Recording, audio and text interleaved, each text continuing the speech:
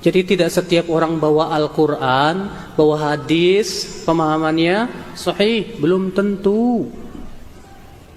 Ada seorang ustadz mengatakan, ya, saya akan bawakan hadis yang menunjukkan bahwa para sahabat dahulu berbuat bid'ah. Boleh berbuat bid'ah.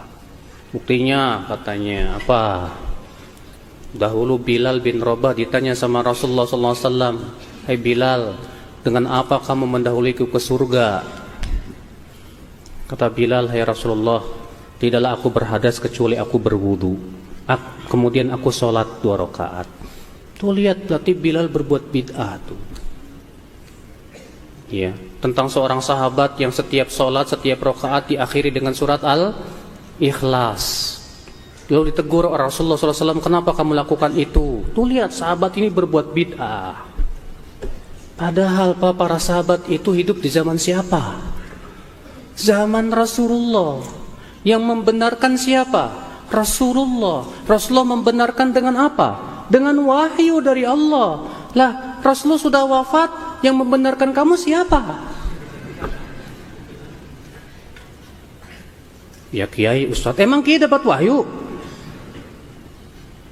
Ya akhi, tidak bisa dikiaskan Rasulullah dengan siapapun, ya akhi. Rasulullah SAW membenarkan itu dengan wahyu. Allah berfirman, wa ma yantiqu 'anil hawa in huwa illa wahyu yuha. Tidaklah Muhammad berbicara dengan hawa nafsunya, akan tetapi ia adalah wahyu yang Allah wahyukan kepadanya. Makanya para ulama mengatakan, kalau melakukan suatu perbuatan di zaman Rasulullah, namun Al-Quran diam, para sahabat Rasulullah pun juga diam, tidak melarangnya, berarti itu artinya boleh. Ya, ikhwatal Islam, saudara-saudaraku sekalian. Jadi kalau kita ingin istiqomah di atas sunnah, di atas jalan yang benar, pahami parameter kebenaran itu siapa. Parameter kebenaran adalah generasi yang Allah langsung puji dalam Al-Quran, langsung dipuji oleh Rasulullah SAW. Siapa mereka? Para sahabat, para tabi'in, para tabi'un tabi'in. Baca oleh kamu, insyaallah ayatnya sering didengar. Was-sabiqunal awwaluna minal muhajirin wal ansar walladzina tabauhum bi ihsan radhiyallahu anhum wa radu an. Dan orang-orang yang pertama kali masuk Islam dari kalangan muhajirin dan ansar, dan orang-orang yang mengikuti mereka. Mengikuti mereka itu maksudnya mengikuti siapa? Para sahabat tersebut. Apa yang terjadi? Radhiyallahu anhum, Allah ridha kepada mereka tuh, Allah ridha kepada mereka. Dan mereka pun ridha kepada Allah Subhanahu wa taala. Dan ayat-ayat dan hadis-hadis tentang masalah banyak, Pak, seringkali dibahas mungkin sama Ustaz di sini. Jadikan parameter, Pak. Para ulama saja, mereka semua rujuk kepada para sahabat. Imam Syafi'i rahimahullah sampai berkata apa? Wa ara'uhum lana Ahmad. Pendapat para sahabat lebih terpuji untuk kita. Wa aula min ara'ina li anfusina, dan lebih layak untuk kita ikuti daripada pendapat kita sendiri. Lihat akhi, saudara-saudaraku sekalian, Imam Syafi'i mengatakan para sahabat lebih berhak untuk kita ikuti. Imam Ahmad juga berkata begitu, Imam Malik, Imam Abu Hanifah, semua ulama sepakat untuk rujuk kepada pemahaman para sahabat Rasulullah SAW. Jadikan itu parameter. Terus gimana dong Ustaz? Bagaimana mengetahui pemahaman para sahabat? Jawabnya tadi kembali kepada yang pertama, menuntut ilmu. Nah, kalau nggak nuntut ilmu gimana, Mas? Terus kitab apa yang bisa saya jadikan rujukan? Kitab para ulama terdahulu, Pak, yang telah menulis dengan sanad-sanad mereka kepada para sahabat Rasulullah SAW. Ada kitab Asy-Syari'ah oleh Imam Al-Ajurri, Ushulus Sunnah Imam Ahmad bin Hanbal, Syarhus Sunnah Imam Al-Muzani, murid Imam Syafi'i. Demikian pula Ibnu Battah, ya, dalam kitab beliau As-Sunnah. Demikian pula Al-Imam Al-Lalikai, Syarah I'tiqad Ahli Sunnati wal Jamaah. Masya Allah, cuman masalahnya bahasa Arab, Pak. Ya. Kebanyakan kita belajar bahasa Arabnya payah ini. Kalau bahasa Inggrisnya cas-cus cesos ya. Tapi bahasa Arabnya aduh puyeng. Ya, ngeliatin huruf-huruf gundul. Tapi harus dibelajar, Pak. Harus kita pelajari ini bahasa Al-Quran, bahasa hadis. Maka ini saudaraku. Jadi yang kedua ini, agar kita mau istiqomah di atas pemahaman, di atas sunnah, fahamilah kebenaran dan parameternya. Parameternya adalah tiada lain pemahaman salafus saleh. Wallahu a'lam.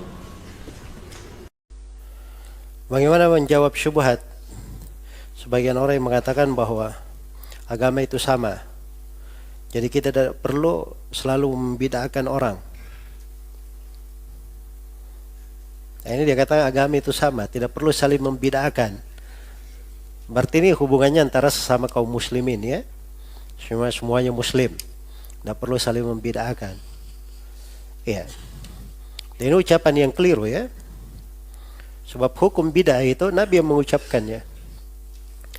Nabi memberikan sifat-sifat orang yang berbuat bid'ah itu bagaimana. Dan bid'ah itu dua macam.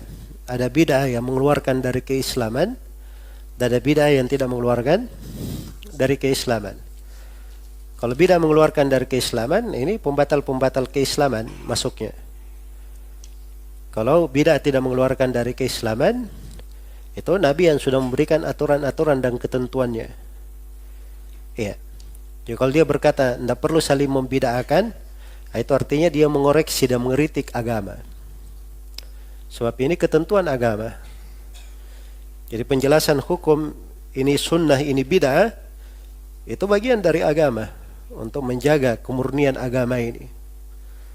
Karena itu sifatnya orang-orang berilmu diterangkan di dalam hadits, yahmilu hadzal ilm min kulli khalafin uduluhu yamfuna anhu tahrif al-ghalin wa intihal al-mubtilin wa ta'wil al-jahilin. Ilmu agama ini di setiap generasinya disandang oleh orang-orang adilnya. Nah, ini para ulama ya yang menyampaikan agama. Ada 3 sifat mereka. Yang pertama, mereka menafikan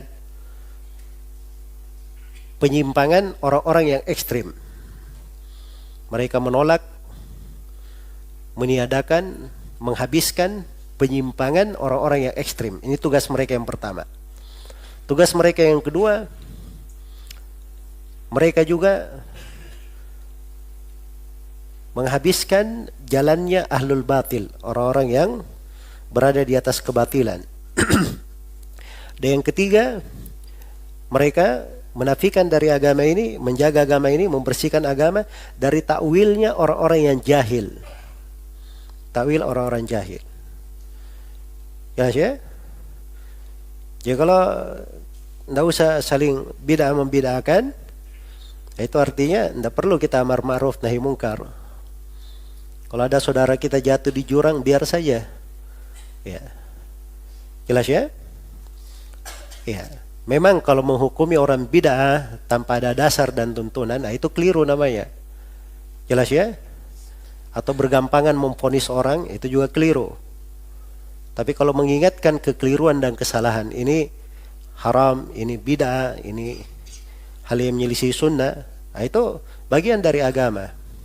Saling nasihat, menasihati namanya, dan kecintaan terhadap saudara.